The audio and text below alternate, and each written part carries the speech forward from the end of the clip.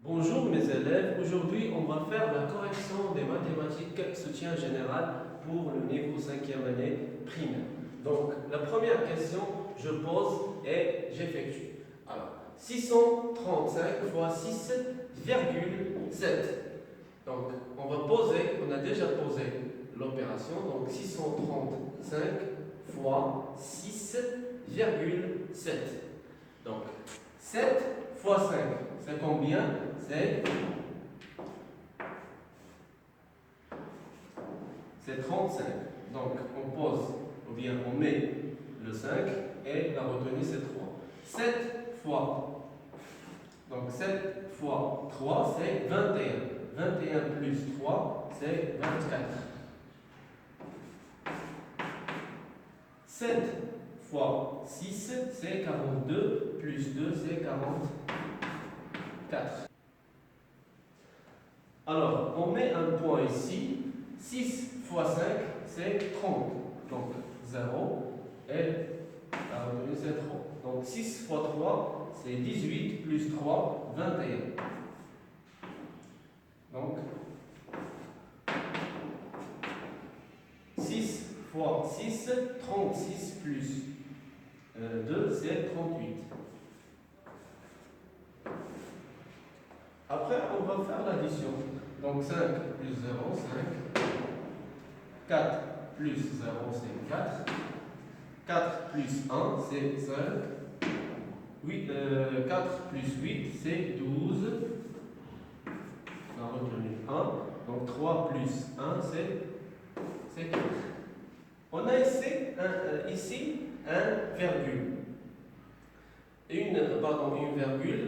Alors, on a un chiffre à droite. Donc, on va prendre un chiffre à droite et on met la virgule. Après, on a ici la soustraction. On a déjà posé l'opération. Donc, on va faire la soustraction directement.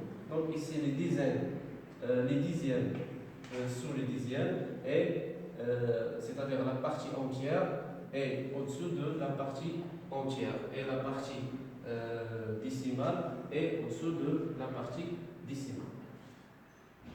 Alors, on va effectuer l'opération. Donc 2 fois 4.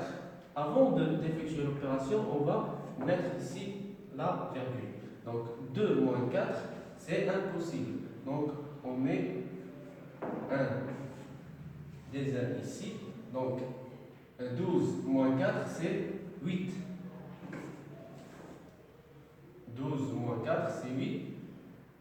Donc, on met ici ce que j'ai prêté. Donc, 6 moins 8. Donc, ici devient 7 plus 1, c'est 8. Donc, 6 moins 8, c'est impossible aussi. Donc, on met ici un des 1 et il devient 16 moins 8, c'est 8. Alors, directement, pour ne pas oublier que je dois mettre ici le 1, donc 3 moins 7, c'est impossible aussi, donc on met ici le 1, donc 13 moins 7, c'est 6. Après, ici on va rajouter le 1, donc 6 moins 8, c'est impossible, donc on met ici 16, donc le nombre devient 16, donc 16 moins 8, c'est 8. Et donc 7 moins 1, c'est 6. Alors 686,88. Ici on a l'addition. Donc 452,5 plus 121,5. Ici, on va faire la même chose. On va mettre la virgule au-dessous. D'accord?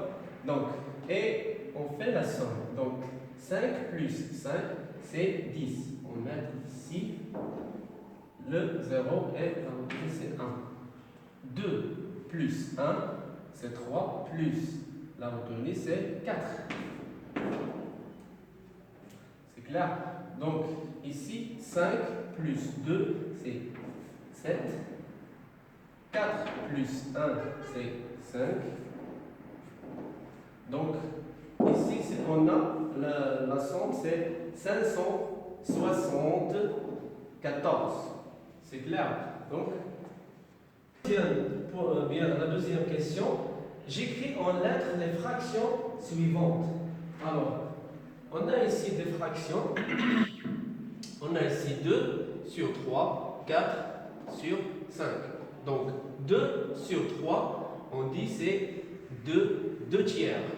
Donc, on écrit 2.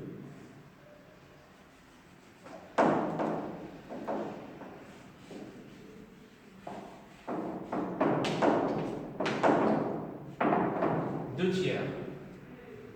Pour la deuxième fraction, on a 4 sur 5. Donc, on écrit ici. Alors, pour la deuxième, on a 4 sur 5. On écrit ici 4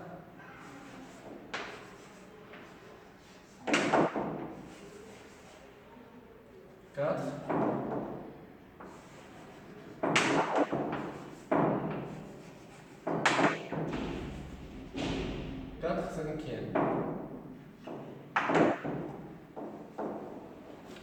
Pour la troisième question, on a je complète les égalités. Alors, on a 1 sur 2 est égal à 4 sur un nombre inconnu. Alors, pour trouver ce nombre inconnu, c'est-à-dire le dénominateur inconnu, on doit d'abord savoir le nombre qu'on va multiplier par 1 pour avoir le 4. Donc le nombre ici qu'on va multiplier par 1 pour avoir 4, c'est 4. Alors on écrit 1 fois 4, c'est 4. C'est la même chose pour avoir le nombre inconnu. Alors 2 fois 4, c'est 8. C'est la même chose pour la deuxième égalité. Alors, pour avoir 12, donc on va multiplier 4 fois 3. Mais ici, on a le numérateur ici, il est inconnu. Donc on a dit que pour avoir le 12, on va multiplier 4 par 3. Ici, on a pour avoir le 4, on a dit qu'on va multiplier 4 fois 3 pour avoir 12. Donc ici, on va faire le contraire. Pourquoi? Parce qu'on a l'inconnu, c'est le numérateur de cette fraction. Donc on va faire le contraire. Donc ici, de 4 vers 12, on va multiplier par 3. Le contraire, pour avoir l'inconnu ici, on va diviser par 3. Donc 9 divisé par 3, c'est combien? C'est 3. C'est la même chose ici, on peut dire que pour avoir le 9, on va multiplier 3 fois 3 et avoir 9. Donc c'est la même chose pour la troisième et la quatrième. Donc la troisième, 5 sur 8 est égal à 10 par 16. C'est clair? Donc on a multiplié 8 fois 2 pour avoir 16. La même chose, 5 fois 2, c'est 10. Ici, pour avoir le 9, on va multiplier 3 fois 3 pour avoir le 9. Ici, on va faire le contraire. Donc 6 divisé par 3 me donne 2. Alors, pour la quatrième question, la dernière, alors je trace un cercle de centre haut et de rayon 3 cm. Après on va calculer le diamètre. Alors, avant de tracer ce cercle, on va d'abord déterminer le point O, c'est-à-dire l'origine du cercle. Alors, on va mettre ici le point et O. Alors, ici, on va prendre l'aiguille de compas. Alors, on va tracer le rayon, donc 3 cm. 3 cm. Alors ici, R est égal à 3 cm. C'est clair? Puis après, on va prendre le compas, l'aiguille ici, et on va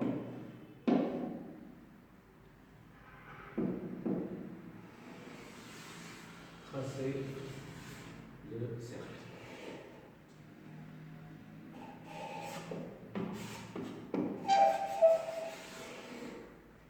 C'est clair?